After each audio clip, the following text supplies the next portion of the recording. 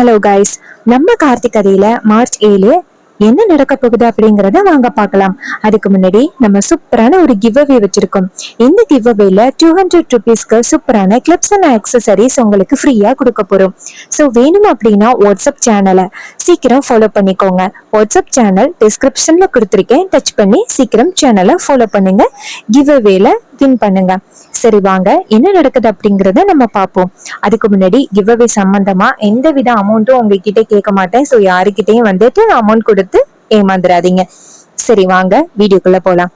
என்ன நடக்குது அப்படின்னு பாத்துக்கிட்டீங்கன்னா, நம்ம ஹீரோ இருக்காருல்ல, அவரை ஈஸ்வரி தாக்கிறாங்க. இதனால ஹீரோ மயக்கம் மட்டும் கீழே விழுந்துடுறாரு. அந்த இடத்துக்கு நம்ம ராஜா, ரோகிணி எல்லாருமே பார்த்துட்டு, ஈஸ்வரி இப்படி ஒரு காரியத்தை பண்ணிட்டாங்களே அப்படின்னு பார்த்துட்டு அதிர்ச்சி ஆகி, ஏன் இப்படி ஒரு காரியத்தை பண்ணிட்ட அப்படின்னு ஷாக் ஆகி கேக்குறாங்க. அப்போ ஹீரோ மயங்கி கிடக்குறாரா, மயில் ஓடி போய் நம்ம ஹீரோவை தூக்கி காருக்குள்ள போட்டுட்டு நேரா ஹாஸ்பிட்டல் கொண்டுட்டு போறாங்க. ராஜா நேரா ஈஸ்வரிய பார்த்து, ஏன்டி இப்படி ஒரு வேலையை பண்ண அப்படின்னு கேக்குறாங்க. ஈஸ்வரி சொல்றாங்க, உங்களை மாதிரி எல்லாத்தையுமே என்னால வேடிக்கை பார்த்துக்கிட்டு இருக்க முடியாது, இவனால என் நிம்மதி போச்சு அப்படின்னு பேசுறாங்க. அதுக்கு ராஜா சொல்றாரு, இங்க பாரு, மாப்பிள்ளை நம்ம குடும்பத்துக்காக எவ்வளவு நல்லது பண்ணிருக்காரு, அது எல்லாமே நீ ஒரு செகண்ட் கூட நீ யோசிச்சு பாக்கல அப்படின்னு கேக்குறாங்க. அப்போ ஈஸ்வரி கேக்குறாங்க, அவனால என் குடும்பம் எந்த அளவுக்கு கஷ்டப்பட்டுச்சு அத கொஞ்சம் யோசிச்சு பாருங்க அப்படின்னு கேக்குறாங்க. அப்ப ராஜா கேக்குறாரு, இங்க பாரு, ஏற்கனவே ஒரு தடவை நகை காணாம போனுச்சு, அப்ப மாப்பிள்ளை தானே கண்டுபிடிச்சு கொடுத்து உன் மானத்தையே காப்பாத்தினாரு, அது எல்லாத்தையுமே நீ மறந்துட்டியா அப்படின்னு கேக்குறாங்க. ஈஸ்வரி சொல்றாங்க, இங்க பாருங்க, இதோட நிப்பாட்டுங்க அப்படின்ட்டு. இன்னொரு பக்கம் மயிலு ஹாஸ்பிட்டல் கொண்டுட்டு போறாரு நம்ம ஹீரோவை. இன்னொரு பக்கம் வில்லி என்ன பண்ணிட்டாங்க, அந்த வில்லி ஈஸ்வரி இந்த வேலையை பண்ணாங்களா அது எல்லாத்தையுமே வீடியோ எடுத்துறாங்க. அப்ப வில்லி இத பார்த்துட்டு, சூப்பர், இது போதும் அதிகாரிங்க கிட்ட காமிக்கிறதுக்கு அப்படின்னு வில்லி நேரா அவங்க புருஷனை போய் பாக்குறாங்க. அப்ப அவரு நேரா சந்திராவை பார்த்து, என்ன சந்திரா அவசர அவசரமா வந்திருக்க அப்படின்னு. அதுக்கு வில்லி சொல்றாங்க, என்னங்க, சூப்பரான ஒரு ஆதாரம் கிடைச்சிருக்கு, சோ அந்த ஆதாரத்தை உங்ககிட்ட கொடுக்கறதுக்காக தான் நான் இப்படி தேடி வந்திருக்கேன். அவரு கேக்குறாரு, என்னது ஆதாரமா, என்ன ஆதாரம் அப்படின்னு. அதுக்கு வில்லி சொல்றாங்க, ஆமாங்க, அந்த டிரைவர் பையன் இருக்கான்னு, அவனை அக்காக்காரி ஒரு சூப்பரான ஒரு சம்பவம் பண்ணிட்டான், அது எல்லாமே இப்ப என்கிட்ட வீடியோ ஆதாரமா இருக்கு, பாருங்க அப்படின்னு சொல்லிட்டு வீடியோ ஆதாரத்தை காமிக்கிறாங்க. அத அவரு பாக்குறாரு. பார்த்ததும் அவருக்கு செம்ம ஹாப்பி ஆகுது. சந்திரா, இது சூப்பரான வாய்ப்பாச்சே, இத வச்சே அந்த ஈஸ்வரிய காலி பண்ணிடலாமே அப்படின்னு. அதுக்கு வில்லி சொல்றாங்க, ஆமாங்க, அதுக்குதான் உங்ககிட்ட காமிக்கிறதுக்காக நான் அவசர அவசரமா கொண்டுட்டு வந்தேன். இப்போ நம்ம நினைச்சது எல்லாமே நடக்க போகுது. அக்காக்காரிய அந்த தலைவர் பொறுப்புல இருந்து நீக்கிறதுக்கு, அப்புறம் அத்தனை பேருக்கு முன்னாடி அக்காக்காரிய அவமானப்படுத்துறதுக்கு, இது எல்லாத்துக்குமே நமக்கு சரியான வாய்ப்பு கிடைச்சிருச்சு. இதை கேட்டதும் அவர் சொல்றாரு, ஆமா, இன்னும் கொஞ்ச நேரத்துல அவளை முடிவு பண்ணிடலாம் அப்படின்ட்டு. இதை கேட்டதும் அவர் சொல்றாரு, சரி, இப்ப அந்த டிரைவர் பையன் எங்க? வில்லி சொல்றாங்க, அவனை எல்லாரும் சேர்ந்து ஹாஸ்பிட்டல் கொண்டுட்டு போயிட்டாங்க, அவனுக்கு ஏதாவது ஆகிருச்சு அப்படின்னா கண்டிப்பா அக்காக்காரி அவ்வளவுதான். அதுக்கு அவர் சொல்றாரு, இங்க பாரு, நான் இப்பவே இந்த வீடியோவை அதிகாரிங்க கிட்ட கொண்டு போய் காமிக்கிறேன், அதிகாரிங்க அந்த வீடியோவை பார்த்ததோட கண்டிப்பா ஈஸ்வரிய கைது பண்ணி தானே ஆகணும். வில்லி சொல்றாங்க, ஆமாங்க, சரி, இந்த வீடியோவை நீங்களே வச்சுக்கிடுங்க, நான் நேரா வீட்டுக்கு போறேன், ஏன்னா அக்காக்காரிக்கு என் மேல சந்தேகம் வரக்கூடாதுல்ல, அதனால நான் வீட்டுக்கு போறேன் அப்படின்ட்டு நேரா வீட்டுக்கு வராங்க. வில்லன் நேரா முத்துக்கிட்ட, சித்தப்பா, நம்ம கிட்ட சூப்பரான ஒரு ஆதாரம் கிடைச்சிருக்கு, அதை கொண்டு போய் இப்பவே நம்ம அதிகாரிங்க கிட்ட காமிக்கணும், வாங்க அப்படின்னு சொன்னதும் முத்துவும், சரி வாடா மவனே அப்படின்னு ரெண்டு பேருமே சேர்ந்து கிளம்புறாங்க. ரெண்டு பேருமே சேர்ந்து அந்த அதிகாரிங்களை பாக்குறதுக்காக போறாங்க. அதே இடத்துலதான் ரேவதியை பிடிச்சு வச்சிருக்காங்க. அப்ப முத்துவும் சிவனாண்டியும் போயிட்டு அதிகாரிங்க கிட்ட, சார், உங்ககிட்ட ஒரு புகார் கொடுக்கணும். அவங்க கேக்குறாங்க, என்ன சார் புகார்? சிவனாண்டி சொல்றாரு, சார், ஈஸ்வரி இருக்காங்கல்ல, அவங்க ஒருத்தரை தாக்கிட்டாங்க, அதுக்கான வீடியோ ஆதாரம் எங்க கையில இருக்கு, இங்க பாருங்க அப்படின்னு. அப்ப அதிகாரிங்க இந்த வீடியோவை பார்த்ததும், சார், என்ன சார் இது, இப்படி பட்ட பகல்ல நடக்குது? அதுக்கு சிவனாண்டி சொல்றாரு, ஆமா சார், அதுக்கான ஆதாரம் தான் இது, இப்ப உடனே அவங்கள போயிட்டு பிடிங்க அப்படின்னு. இது கேட்டதும் அவங்களும், சரி ஓகே, நாங்க பாத்துக்கிறோம் அப்படின்னு சொல்லிட்டு நேரா கிளம்புறாங்க. அப்ப ரேவதி இதையெல்லாம் பாத்துக்கிட்டு நிக்கிறாங்க. அப்ப சிவனாண்டி என்ன பண்றாருன்னா, நேரா முத்துக்கிட்ட, சித்தப்பா வாங்க சித்தப்பா, அவகிட்ட போய் பேசுவோம் அப்படின்னு. இதை கேட்டதும் அவரும், சரி வாடா மவனே அப்படின்ட்டு கிளம்புறாங்க. நேரா அங்க இருக்கிற நம்ம ஹீரோயின்ட்ட போயிட்டு, என்ன வேடிக்கை பாக்குற? உன் புருஷனை பத்தி தான் இவ்வளவு நேரம் பேசிக்கிட்டு இருந்தோம். ரேவதி கேக்குறாங்க, என்னது ஏன் புருஷனா? அவரை பத்தி நீங்க என்ன பேச போறீங்க அப்படின்னு. அதுக்கு அவரு சொல்றாரு, உன் புருஷனை உன் அம்மா இருக்கால, அவ எவ்வளவு பெரிய சம்பவம் பண்ணியிருக்கா தெரியுமா? இந்த வீடியோவை பாரு அப்படின்ட்டு வீடியோவை காமிக்கிறாங்க. அந்த வீடியோவை பார்த்ததும் ரேவதிக்கு செம்ம ஷாக்கிங்கா இருக்கு. நம்ம என்ன கனவு கண்டமோ அது பழிச்சிருச்சு. அவருக்கு எந்தவித ஆபத்தும் நடக்க கூடாது அப்படின்னு நினைச்சோம்.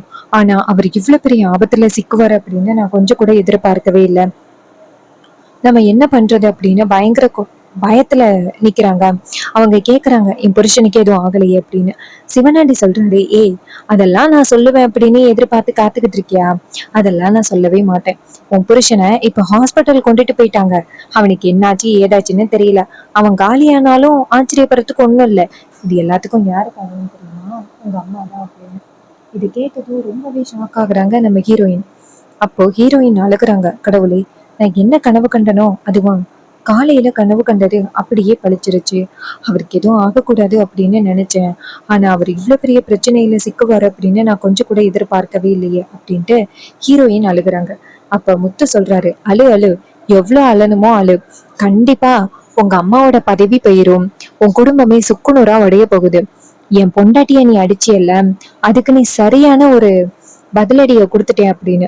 அதுக்கு வில்லி சொல்றாங்க, கண்டிப்பா உங்களை சும்மா விட மாட்டேன் அப்படின்னு ஹீரோயின் சொல்றாங்க. அதுக்கு சிவனாண்டி சொல்றாரு, இங்க பாரு, உன் புருஷன் என்ன ஆனானே தெரியல. ஈஸ்வரி என்ன கொஞ்ச நேரத்துல அதிகாரிங்க கைது பண்ணிடுவாங்க. அந்த நகை எங்க போனுச்சுன்னே தெரியல. உன்னை இனிமே வெளியில கொண்டு வரதுக்கு வாய்ப்பே இல்லை. உன் குடும்பமே ஒண்ணு இல்லாம போயிட்டு பத்தியா அப்படின்னு சொல்லிட்டு பேசுறாங்க.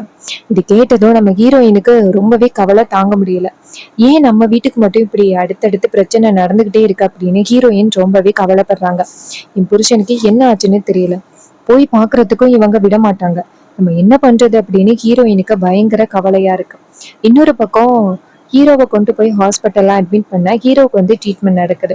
அப்ப டாக்டர்ஸ் வந்துட்டு, இங்க பாருங்க சார், அவரு இப்ப ரொம்பவே ஆபத்தான நிலைமையில இருக்காரு. சோ எதுவா இருந்தாலும் நாங்க இன்னும் கொஞ்ச நேரத்துக்கு அப்புறம் தான் சொல்ல முடியும் அப்படின்னு. அப்ப ராஜா வந்துட்டு ரொம்ப கவலைப்படுறாரு. ரோகிணி சொல்றாங்க, அப்பா பாட்டி கிட்ட இந்த விஷயத்த சொல்லணும். உடனே அவரு சொல்றாரு, சரி நான் உடனே சொல்றேன் அப்படின்னு நேரா பாட்டிக்கு போன் பண்றாங்க. பரமேஸ்வரி போன் அட்டன் பண்ணி சொல்லியா அப்படின்னு சொல்ல, அப்ப ராஜா நடந்த விஷயம் எல்லாத்தையுமே சொல்றாரு. இது எல்லாத்தையுமே பாட்டி கேட்டதும் பாட்டிக்கு ரொம்ப அதிர்ச்சியா இருக்கு. என்னையா சொல்ற? ஈஸ்வரி இப்படி ஒரு காரியத்தை பண்ணிட்டாளா? அவ இப்படியெல்லாம் பண்ண மாட்டாளே அப்படின்னு. அப்ப ராஜா சொல்றாரு, இது எல்லாத்துக்கும் காரணம் அந்த சந்திரா தான் இப்படி காரியத்தை பண்ணிக்கிட்டு இருக்கா. பரமேஸ்வரி சொல்றாங்க, அவளை நான் சும்மா விட மாட்டேன் அப்படின்னு. ராஜா சொல்றாரு, அம்மா இப்போ மாப்பிள்ளை வந்துட்டு ரொம்ப ஆபத்தான நிலைமையில ஹாஸ்பிட்டல்ல அட்மிட் ஆயிருக்காரு. டாக்டர்ஸ் எல்லாருமே கொஞ்ச நேரத்துக்கு அப்புறம் தான் சொல்ல முடியும் அப்படின்னு சொல்றாங்க.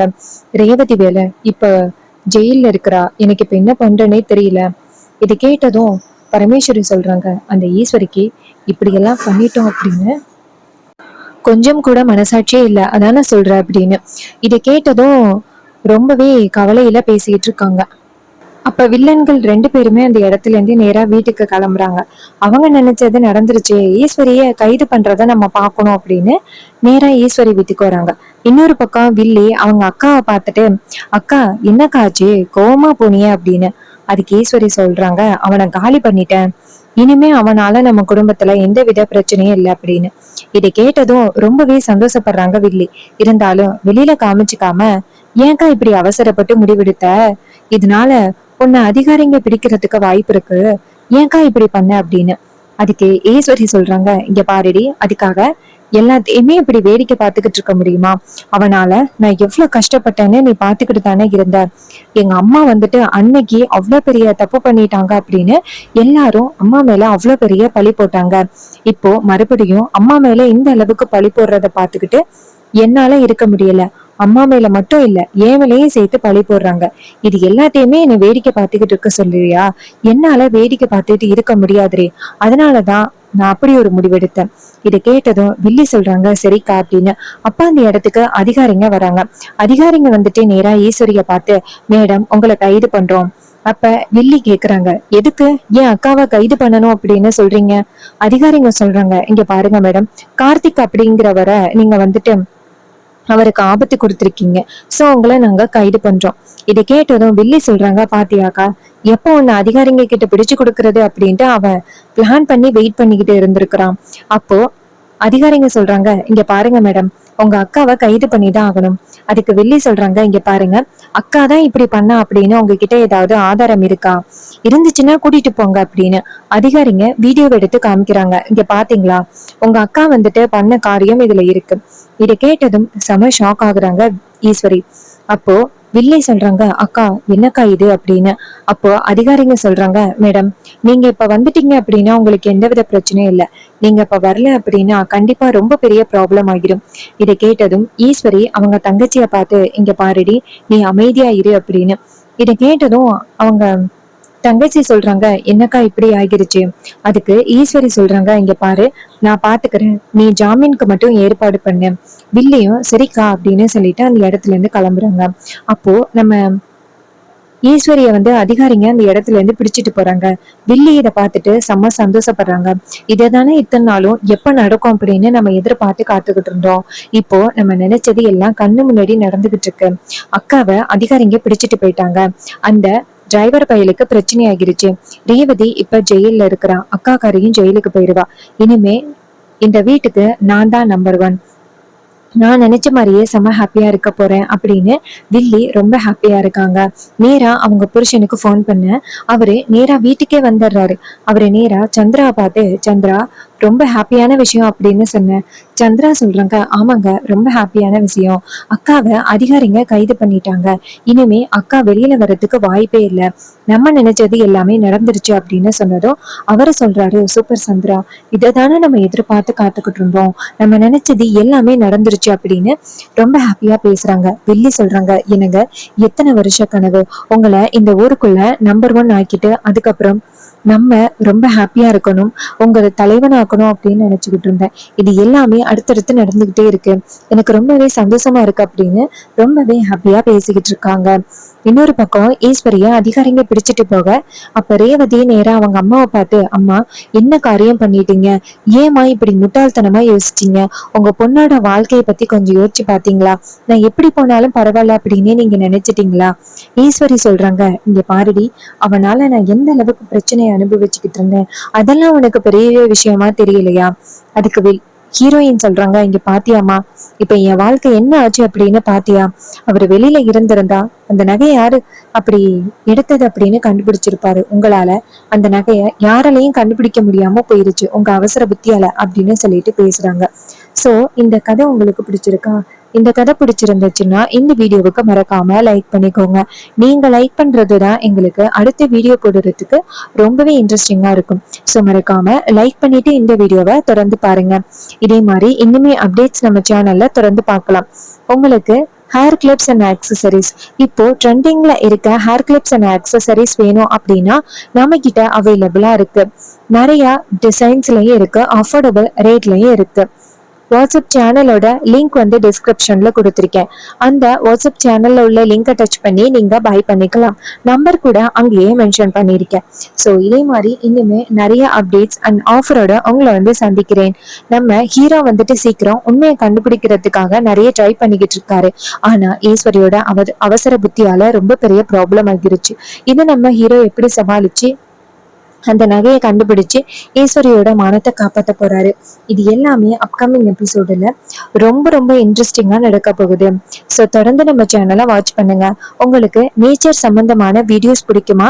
நேச்சர் சம்பந்தமான வீடியோஸ் பிடிக்கும் அப்படின்னா நம்ம சேனலை ஃபாலோ பண்ணிக்க. நேச்சர் சம்பந்தமான வீடியோஸ் தாங்க நான் ஷேர் பண்ணிக்கிட்டு இருக்கேன். தேங்க்யூ ஃபார் வாட்சிங்.